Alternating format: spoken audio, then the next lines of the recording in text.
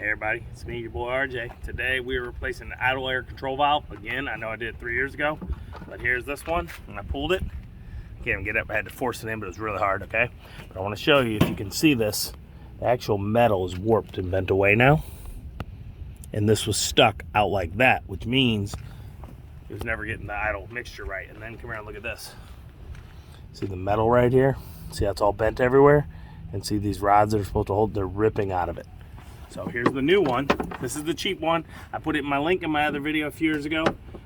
It worked for a while, and last year it started acting up again. So it didn't hold long, but this was $10. This was $33 at O'Reilly. So this is the Master Pro at O'Reilly. We'll see how it works. But this is gonna solve, well, should solve. You're sitting in a light, you're fine, and then all of a sudden it kind of, and then stalls. And basically sometimes it'll happen if you're at like 20 and you're coasting. But other times you're plenty fine, like this truck will run. Would you agree? Every day, like fine, day. Then like Thursday, it's like, no, today it's gonna stall every time your RPM goes low.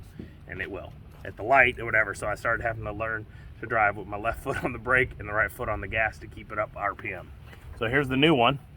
It doesn't really look made any better, but if you look, this looks like the metal's a little further down in the metal.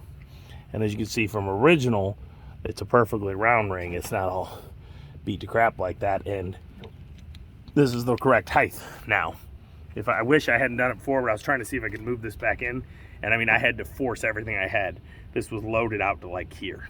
So it's an easy repair. First thing you're gonna need is a flat screwdriver, flathead, or like an 8mm screwdriver tip, like one of these designs, okay, like a hex, okay. And I'll show you why. Come around this side, the other side. Got the air filter housing. Here's where the flathead goes. What that does is it tightens around this ring right here. So you're gonna lean behind. I'll hold the phone here. Right here, you see that harness right here? This harness was plugged in. I'm gonna try and get around here and get a view for you. But there is where the idle air control valve goes. All right, and you're gonna have two Torx screws. Do you bring those up? No? Yeah. Take some throttle body cleaner before you put the new one on. Right on a towel. Reach around back in there and clean off the surface where it's gonna go. And then, look, it's pretty dirty. And then take your finger. This is the burning stuff. Kind of clean out the hole a little bit, just a little, so that you know that all the surface is good and any like that carbon buildup isn't gonna cause you problems with your new sensor. So.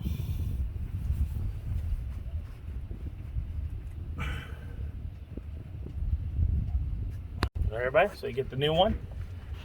When you took the old ones off, hopefully you put your screws in the bag. If I didn't tell you, do that so that they don't get lost. They don't give you new ones. Take this here, make sure the sensor opening is to the driver's side, because the sensor's right there. So you're gonna gently place that in there, feel around. Grab one of your screws out of your bag.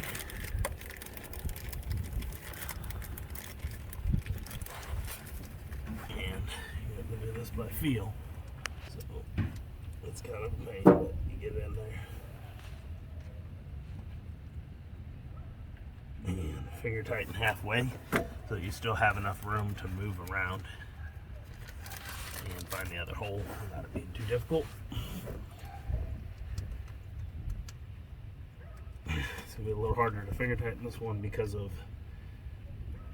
the mount is down by the bottom, the top of the intake manifold, bottom of the throttle body.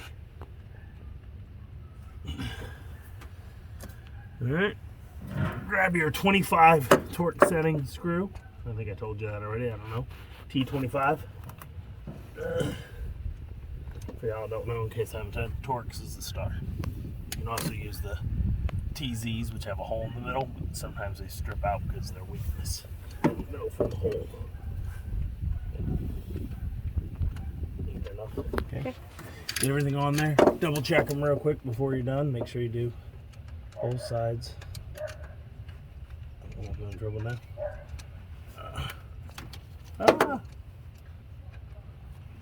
Double check your tightness. It's very awkward this length. You gotta lean in here. Okay. Take your wiring harness, clip side out to the back of the engine, and gently go in, snap it together. We're going to start it up without the air intake and everything back on. See how it runs, rolls, because I am going to also clean off the top of the throttle body with the throttle cleaner and the rags while I'm here. So you got it on?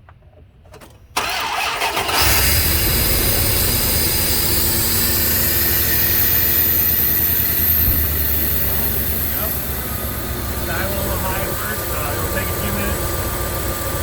It'll take a few minutes for the computer, or a few starts for the computer to figure out the new idle air control valve, and also because I have this off and get itself all adjusted so that you have a good idle. And hopefully this fixes your problem. If not, also, like I said, we're in here, get some soap stuff, and go in here and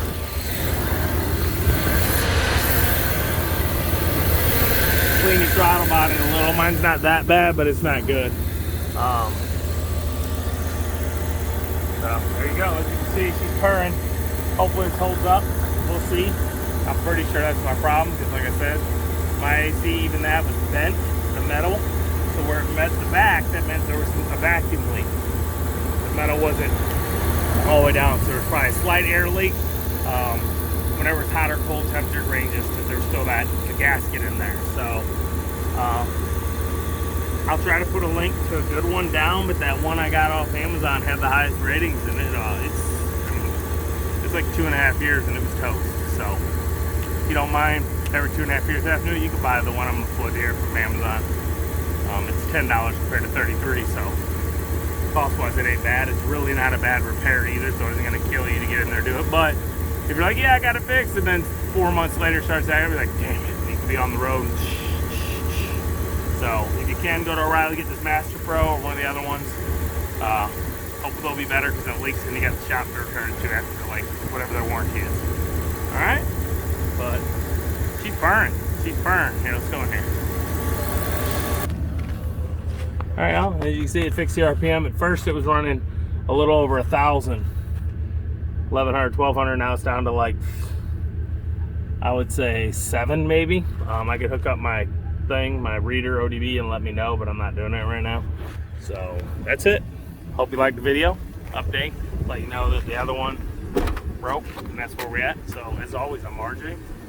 I will see you today, each and every day. Please like, subscribe, because it helps next time. I did it in the wrong order. But if this doesn't fix it, you could have a plenum gasket. I don't.